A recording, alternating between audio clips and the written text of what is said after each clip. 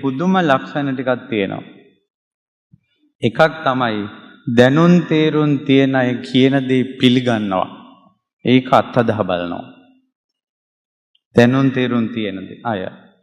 ඒකනේ අර මේ කොටෙන්නොත් දියුණු වෙන්න පුළුවන් කියන කතාවට ඔහු ඒක අත්හදා බැලුවේ. ඊළඟ දේ තමයි උපාය කෞශල්‍යයෙන් යුක්තයි. හොඳට වටපිට ගැන අවධානයක් තියෙනවා යාට.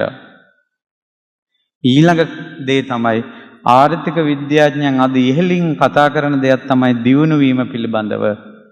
ඒ තමයි දියුණු වෙන කෙනා රැස් කරන කෙනෙක් නෙවෙයි.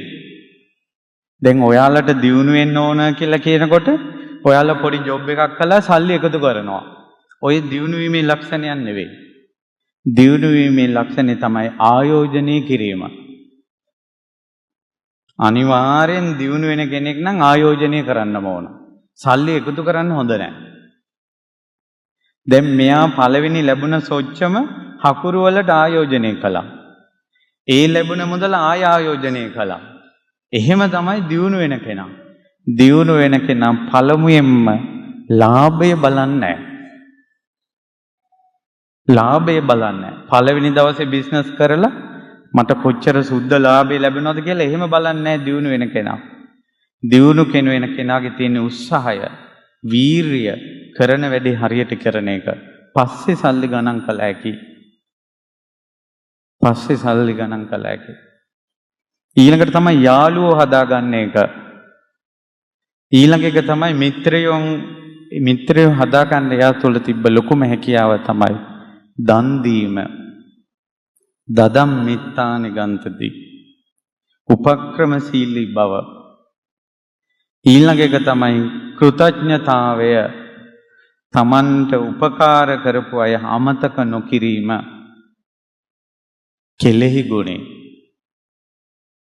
එතකොට බුදුරජාණන් වහන්සේගේ එක දේශනාවක තියෙනවා කෙලෙහි ගුණ දන්නේ නැති කෙනෙක් ඉදිරියට යන්න හැදුවොත් එයා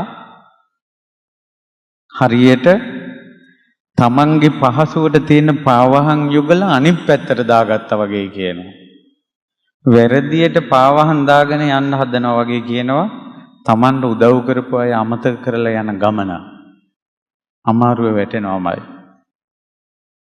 අනිත් එක තමයි මෙයා තරුණයෙක් වෙලා අතට සල්ලි ලැබලා ධනවත් වීගෙන එනකොට මෙයාගේ ඇසුරට මෙයා පාප මිත්‍රයෝ ගත්තේ නැහැ. බොන අය ගත්තේ නැහැ. සල්ලාලියෝ ගත්තේ නැහැ. පාටි දාන අය ගත්තේ නැහැ. පුදුම බේරිල්ලක් මෙයා බේරුනේ. කසාද වලට කලබල වුන්නේ නැහැ. දැන් අද O level වලට කලින් A level වලට කලින් උපාධිය ගන්න කලින් ගෙයක් දොරක් හදා ගන්න කලින් රස්සාවක් ගන්න කලින් ඔක්කොටම කලින් කලබල වෙනවා කෙල්ලෙක් යාළු කරගන්න. එහෙම නැත්නම් කොල්ලෙක් හොයාගන්න පුදුම කලබලයක්. හරියට මේ කොල්ලෝ කෙල්ලෝ මේ ලෝකෙන් වඳ වෙනවා වගේ එකක්.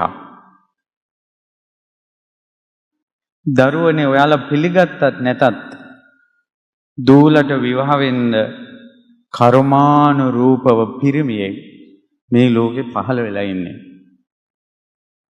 පුතාලට බිරිඳක් විදිහට කර්මානුරූප කෙනෙක් පහළ වෙලා ඉන්නේ.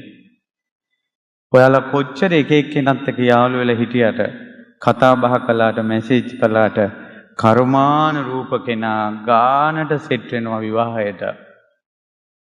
ඒ කර්මානුරූපව Tamand උරුමකාරයා හෝ උරුමකාරිය මුණ ගැහෙන්නේ එක්කෝ සැප විඳින්න එක්කෝ දුක් විඳින්න. Tamand විඳවන්න ඕන විදිහට ගානට කෙනා සෙට් වෙනවා. ඒකට Taman උත්සාහ කළත් නොකළත් ඒවා ගානට සෙට් වෙනවා. ඉතින් ඒ නිසා අම්මලා තාත්තලා ඒවා ගැන බලයි. ඔයාලගේ ජීවිතේ ඉහළට යන්න ආර්ථිකයෙන් ශක්තිමත් වෙන්න බලන්න. ඉන්වත් දරුවනේ පොඩි දෙයෙන් පටන් ගන්න. බුලත් කඩෙන් පටන් ගන්න කියලා කියන්නේ හැමදාම බුලත් විකුණන්න කියන එක නෙවෙයි. එතනින් තමයි Tamanගේ අරමුණට යන කනෙක්ෂන් ටික හදාගන්න ඊට පස්සේ. ඒ නිසා බෑ කියලා මට හරියන්නේ නැහැ මට ලොකු අයිඩියා එකක් තියෙන්නේ මේ පොඩි දේවල් වලට අත ගහලා හරියන්නේ නැහැ කියලා නිකම් විදිහට ගෙවල් වල ඉන්න එපා.